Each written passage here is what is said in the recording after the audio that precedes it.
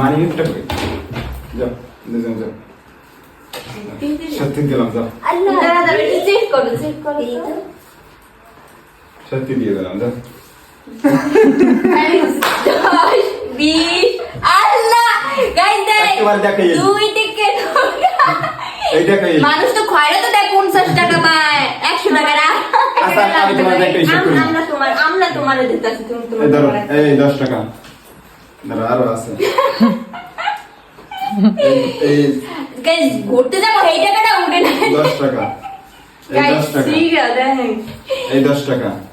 এইটা এই 5 টাকা এই 5 টাকা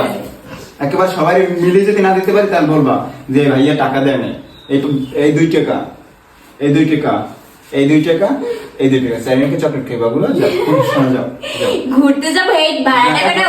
উঠে তুমি বলো যে তোমার ভাই কিন্তু এক প্লেট ফুচকা টাকা দিল তো ওই তো তুমি বলো তোমার জামাই অনেক দেখছো কত বড় মন অনেক বড় মন আরে অনেক বড় মন এই যে কথা আছে না যে খান বংশের ছেলেরা কিপ্ট হয় এটা ঠিক খান বংশের ছেলেরা কিপ্টই রাখতো না টাকা নাম দুবাই দিন না যদি টাকা না তার সাথে আমি রাস্তায় যাই যদি কোনো বেটার পাও ধরে এরকম কিন্তু ভাই দেন